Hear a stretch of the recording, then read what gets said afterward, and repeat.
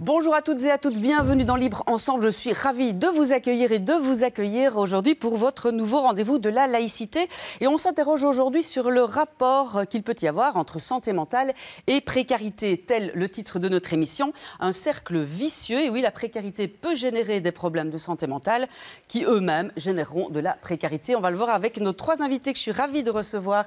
Bonjour Sophie-Caroline Krompout. Bonjour. Vous êtes psychologue clinicienne, psychothérapeute, psychanalyste, superviseuse au centre de santé mentale de Chapelle-Auchan et à la Gerbe de Scarbeck. Vous êtes aussi formatrice en psychothérapie. Nous avons également Cédric Martinez. Bonjour. Bonjour Cédric. Vous êtes psychologue clinicien et psychothérapeute pour le réseau Archipel, entre autres. Vous travaillez aussi pour l'ONE et la fabrique de soie à Tubize. Vous allez nous parler de ces nombreux travaux sur le terrain.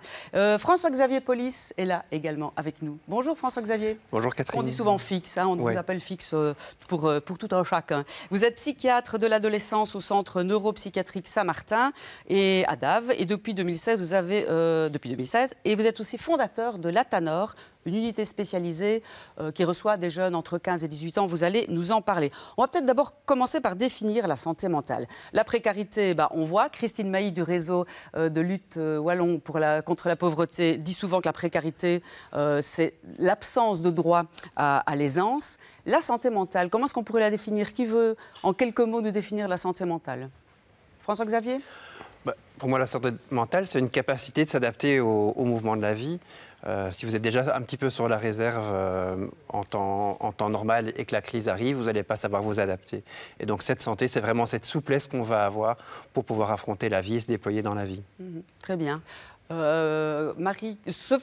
Sophie-Caroline, cette santé mentale, vous la sentez plus précaire et plus compliquée qu'avant. Expliquez-nous votre travail et je vous demanderai aux trois de rapidement faire le tour de table pour expliquer le travail sur le terrain que vous effectuez, à la Gerbe notamment. Oui.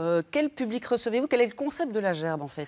Alors, la Gerbe a développé, vu son implantation qui est au centre de Scarbeck, dans un quartier multiculturel et avec beaucoup de précarité autour, on reçoit normalement tout type de personnes, c'est du tout venant, mais principalement quand même des gens très précarisés socialement, économiquement et psychiquement. On a beaucoup de personnes qui sont atteintes de troubles psychiatriques.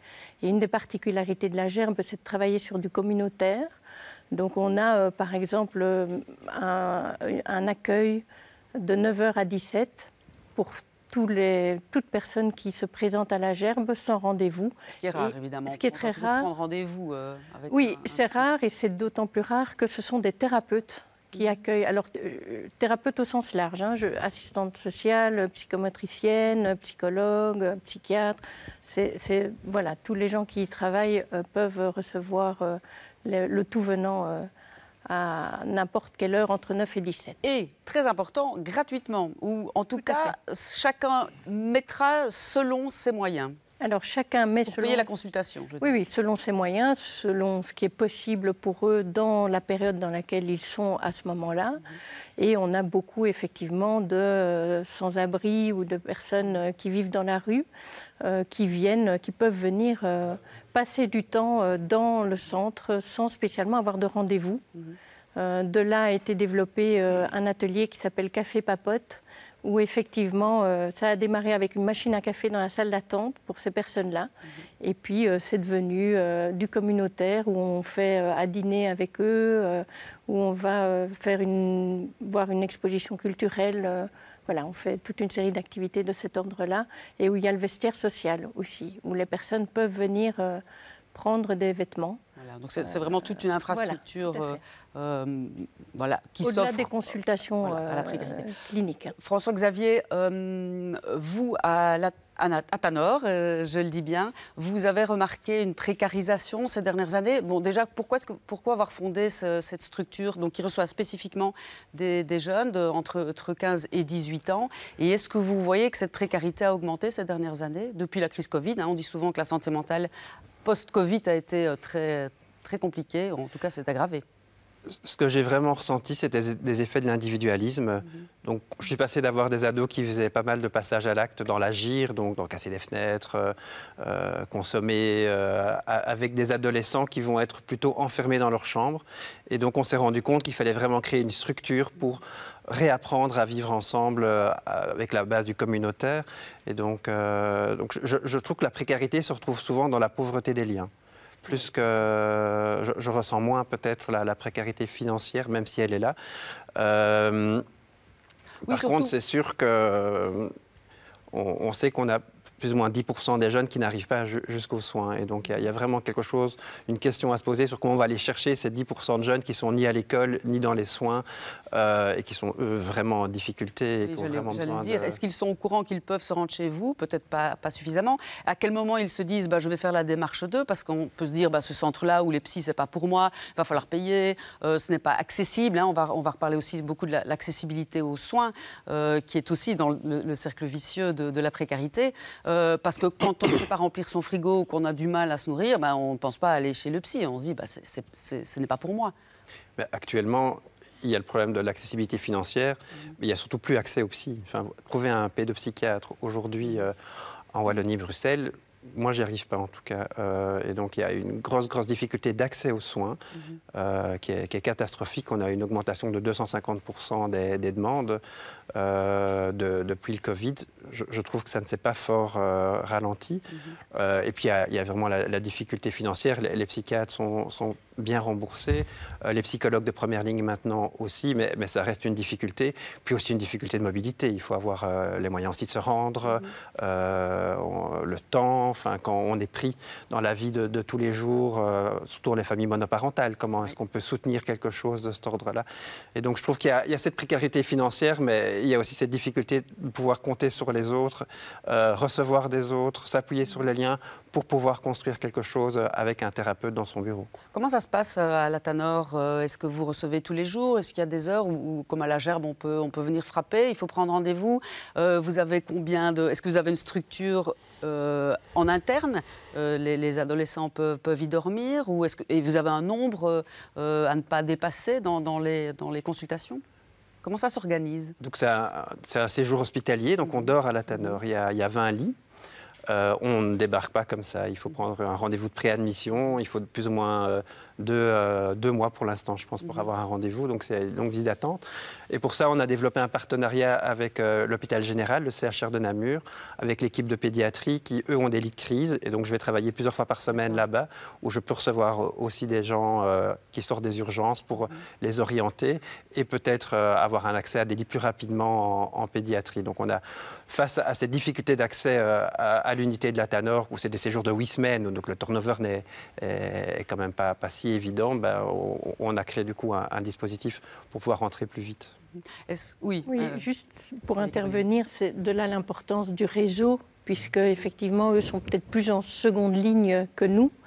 Et donc, si on n'a pas des milieux comme ça, hospitaliers, qui peuvent accueillir nos ados... La première ligne est un peu coincée, évidemment. La première ligne se retrouve là à devoir... Bon, on fait du domicile et tout ça, mais quand même, ça aide vraiment beaucoup d'avoir, du coup, des structures de cet ordre-là. Que deviennent les élèves... Enfin, les élèves, qu'est-ce que je raconte? On va parler d'école avec Cédric. Les jeunes ou les enfants qui passent en dessous des radars, comme vous le disiez, cet enchaînement, ce cercle vicieux, qu'est-ce qu'ils deviennent, ceux qui ne peuvent pas avoir accès aux soins ou qui se découragent et qui, après 2-3 mois, se disent que personne ne pourra les aider jamais?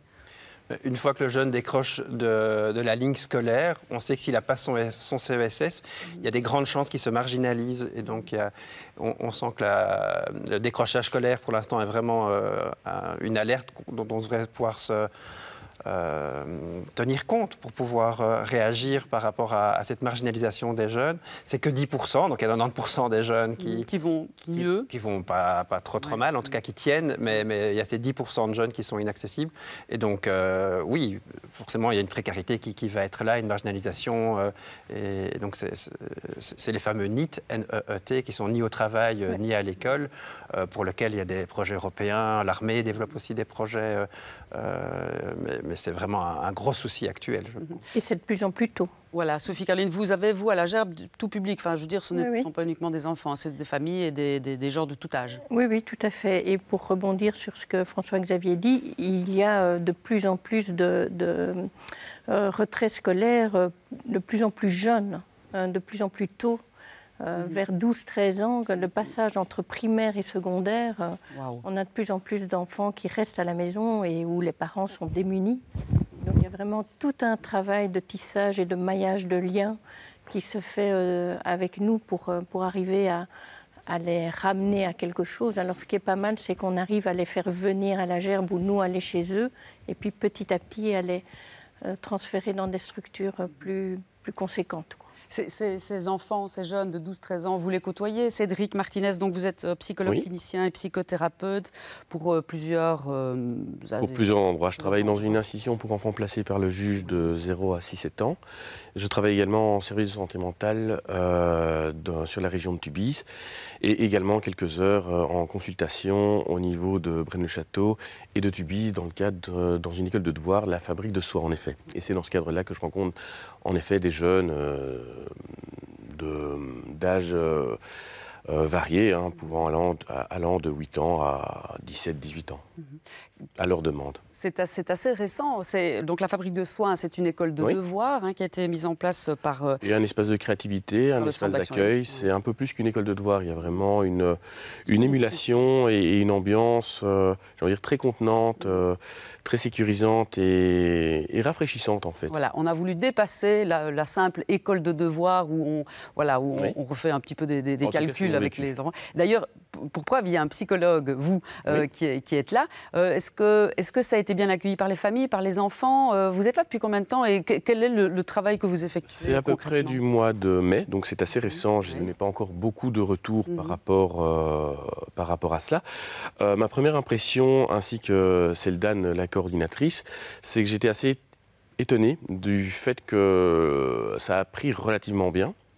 Donc c'est-à-dire que, voilà, après m'être présenté auprès de ces différents jeunes, et moins jeunes également, il y a eu une curiosité qui s'est installée et effectivement, d'initiative, certains jeunes sont venus me rencontrer. Donc je leur ai clairement expliqué un peu c'est quoi un psychologue, dans leurs mots pour qu'ils comprennent, en expliquant aussi le cadre de consultation, le cadre de confidentialité et tout ce qui a trait je veux dire, à cette pratique professionnelle.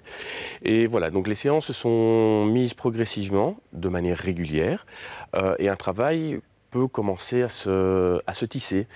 Les familles également commencent à revenir vers moi, donc j'ai eu des demandes spontanées aussi tiens, voilà une famille qui vient, tiens, mais justement il y a un psychologue, j'avais envie que mon fils ou ma fille justement rencontre un psychologue. C'est pas mal, il n'y a pas de méfiance, il y a vraiment une envie de collaborer. Non, j'ai été assez étonné parce que c'est vrai que le mot psy, ça peut faire peur. Qu'est-ce qu'il vient faire, mettre le nez dans notre famille, c'est ça, qu'est-ce qu'il vient faire et puis c'est quoi un psy, il va lire dans ma tête.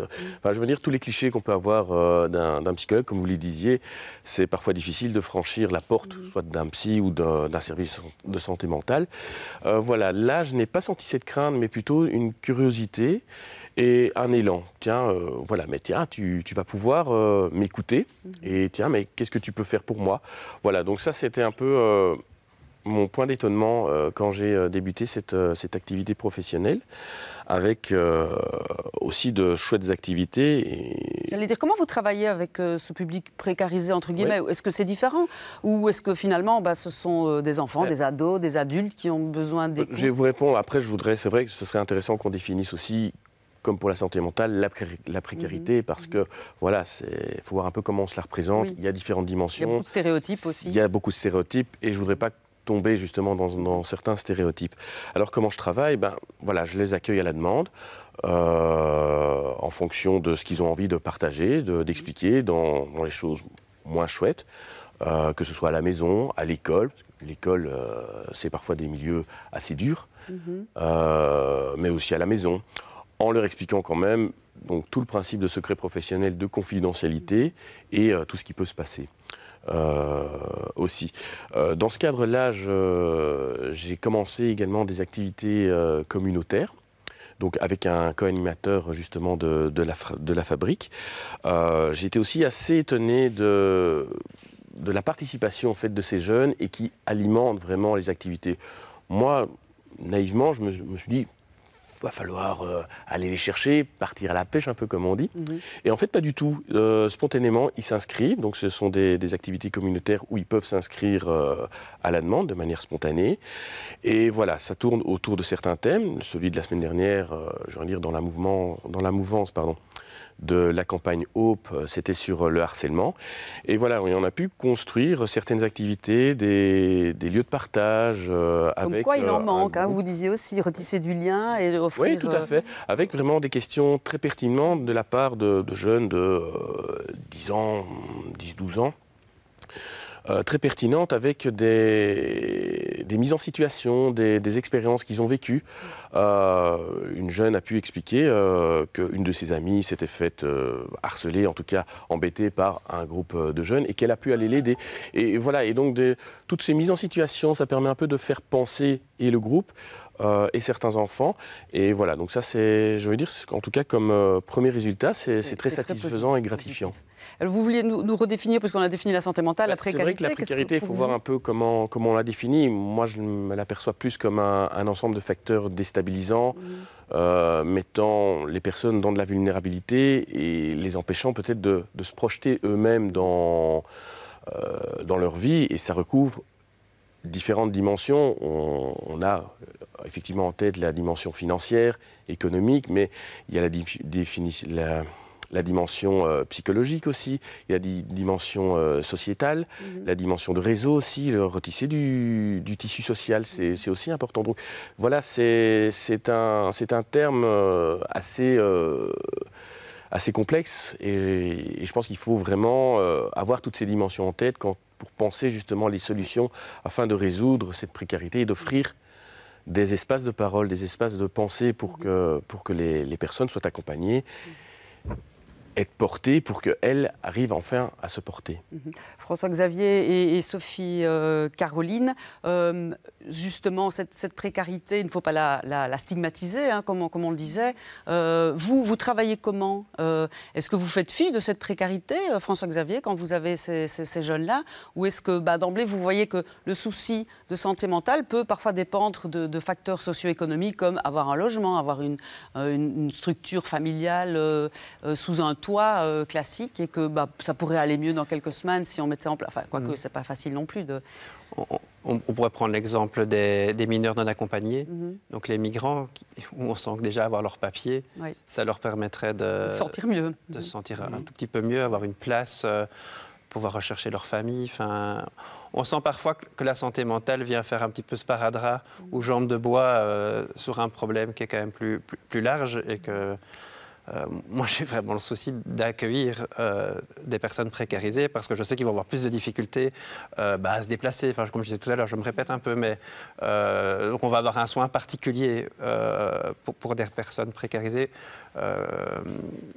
afin qu'ils aient vraiment un accès aux soins. En fait, vous avez tout type de public parce qu'effectivement, après Covid, on sait que les violences intrafamiliales ont explosé et donc avec des violences sexuelles importantes.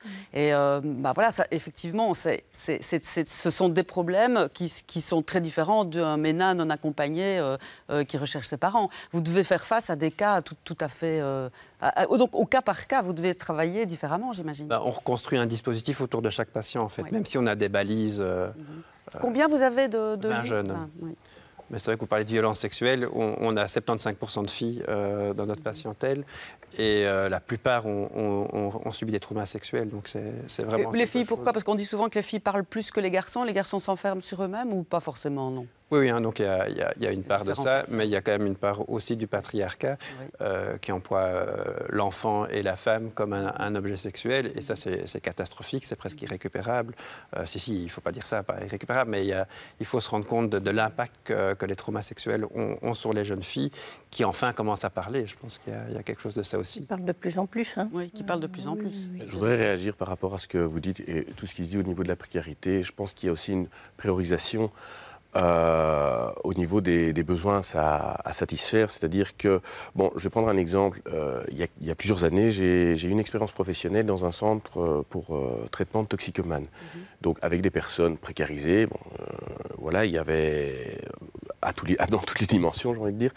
Il y avait trois types d'interventions. Il y a une intervention sociale, une intervention médicale et une intervention psychologique.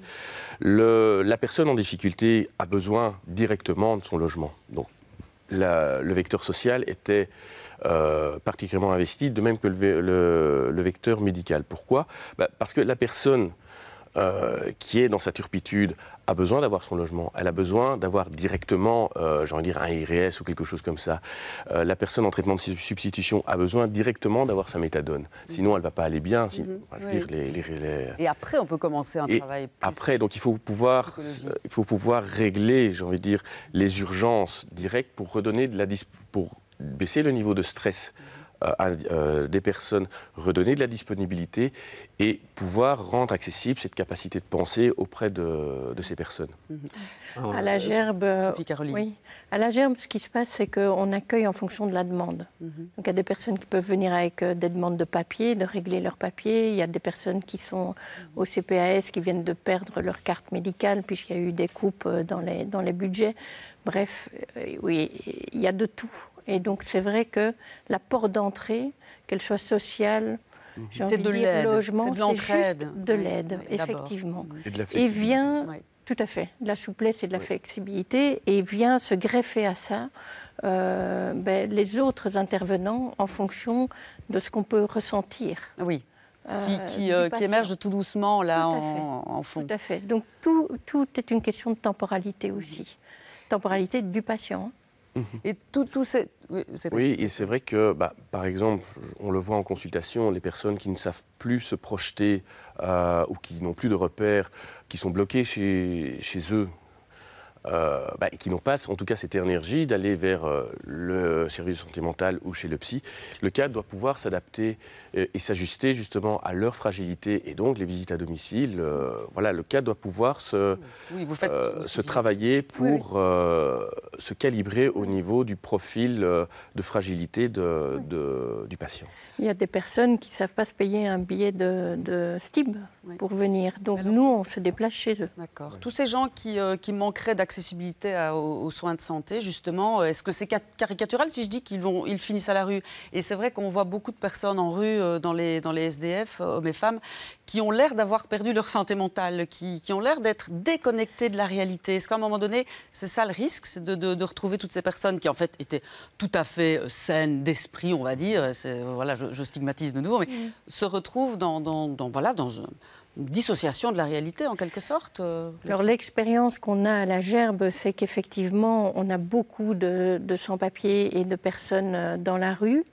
Alors, très étonnant, ce que moi je trouve très étonnant, c'est qu'on a tout un réseau pour leur trouver des logements, même si effectivement les places ne sont pas simples à trouver, mais on a quand même tout un réseau qui existe. Housing First. Par exemple, Housing First en fait partie.